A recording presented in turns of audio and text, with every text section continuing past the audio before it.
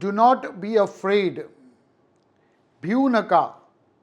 हेच आजच्या देवशब्दाची जणू काही शिकवण आहे. डू नॉट बी अफ्रेड ह्याचा अर्थ असा नाही की प्रभू म्हणतो की भीती नाही, देर इज नो फिअर. दुःख आहे, वेदना आहेत, छळ आहे आणि विश्वासघात आहे, ही वास्तव्य आपल्या आजूबाजूला आहे. हे असताना सुद्धा प्रभू आपल्याला सांगत आहे, घाबरू नका, भिवू नका. का प्रभू आपल्याला सांगत आहे की घाबरू नका, भिवू नका? कारण जेव्हा प्रभू आपल्याबरोबर असतो, परमेश्वर जर आपल्याबरोबर असेल तर आपल्याला कशाची भीती? जेव्हा आपण एकटे असतो तेव्हा भीतीचा प्रभाव जास्त असतो. मात्र जर आपल्यासोबत कोणी असेल तर आपल्याला तेवढी भीती वाटत नाही. आणि खुद्द प्रभू येशू ख्रिस्त म्हणतो, मी तुमच्याबरोबर आहे, मग तुम्हाला घाबरण्याची काय गरज आहे?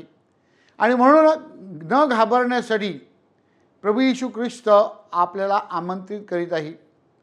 जेव्हा आपण घाबरत नाही तेव्हा आपल्यामध्ये एक शक्ती निर्माण होते.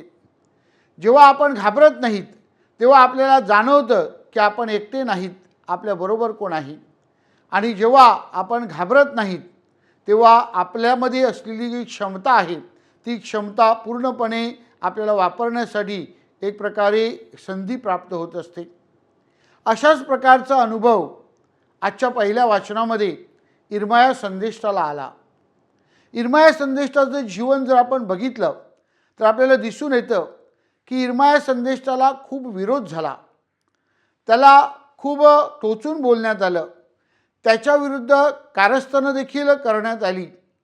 असं असताना सुद्धा इर्माया संदेष्टा म्हणतो, मी घाबरत नाही. इर्माया संदेष्टाला परमेश्वराची वाणी ऐकू आली आणि परमेश्वराची वाणी इर्माया संदेष्टाला सांगत होती, मी तुझ्याबरोबर आहे. आणि हे जेव्हा आश्वासन किंवा हा जेव्हा अनुभव इर्माया संदेष्टाला आला तेव्हा परमेश्वराचं कार्य करण्यासाठी आणि परमेश्वराचा संदेश लोकांपर्यंत पोहोचविण्यासाठी इर्माया संदेष्टा सगळ्या प्रकारच्या विरोधाला सामोरे जाण्यास तयार होतो.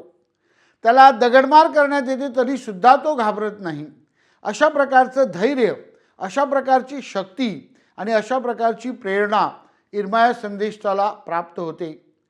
प्रभू येशू ख्रिस्त आजच्या शुभवर्तमानामध्ये आपल्याला त्याचविषयी बोध करत आहे.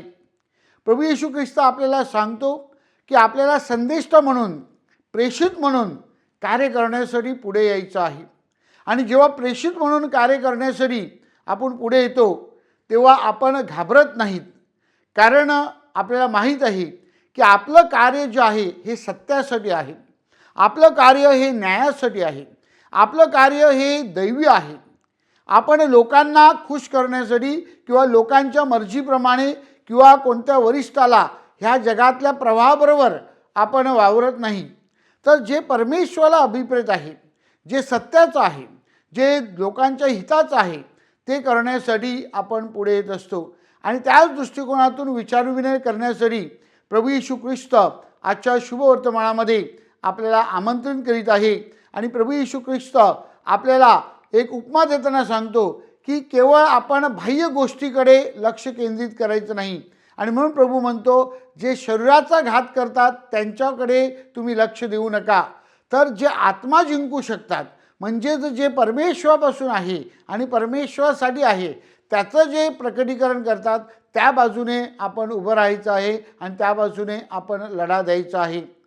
माझ्या प्रिय बंधू भगिनीनो, आजच्या दुसऱ्या वाचनामध्ये संत पॉल रोमकरास लिहिलेल्या पत्रामध्ये आपल्याला त्याविषयी सांगत आहे की आपण परमेश्वरावर भरवसा का ठेवावा. कारण प्रभू येशू ख्रिस्ताने आपल्यासाठी, आपण पापी असताना प्रभू येशू ख्रिस्ताने वधस्तंभावरील मरण स्वीकारले आहे. आपल्या तारणासाठी त्याने दुःख सहन केलेलं आहे. आणि म्हणून आपण घाबरायचं नाही, आपण भीती बाळगायची नाही. कारण प्रभूने आपलं जीवन आपल्यासाठी दिलं आहे आणि तो आपल्याबरोबर आहे.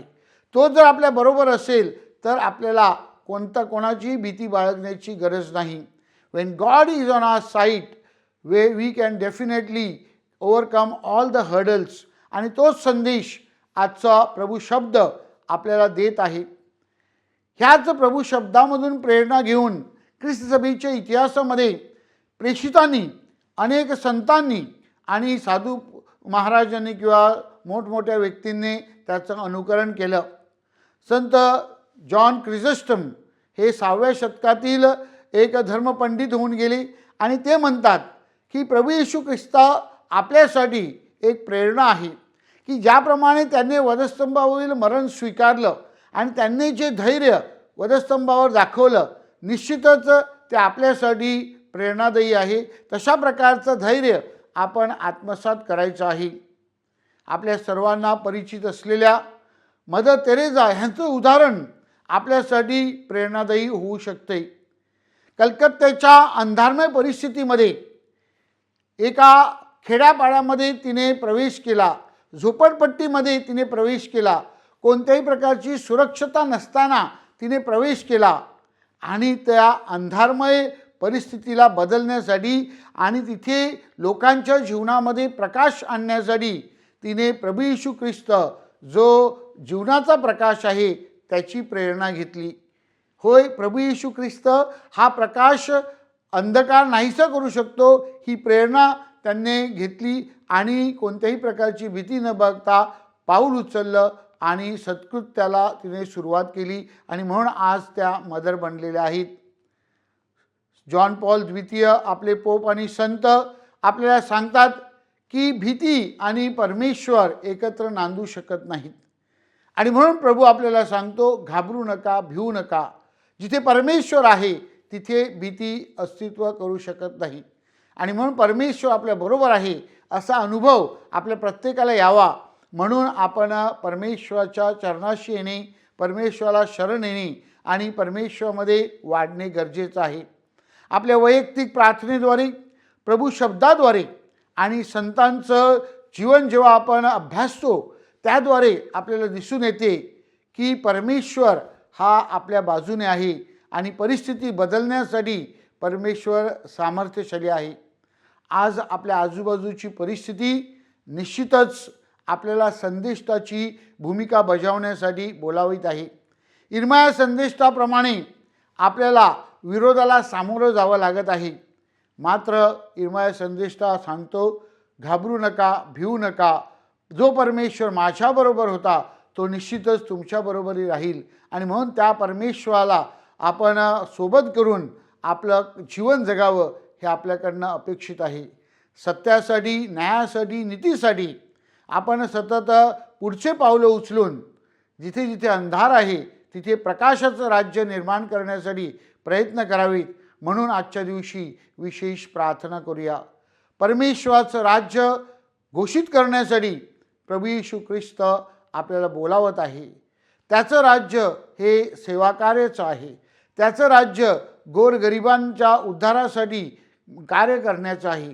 हे करण्यासाठी आपल्याला प्रेरणा आणि शक्ती मिळावी, आपल्याला धैर्य आणि सामर्थ्य मिळावं म्हणून विशेष प्रार्थना करूया.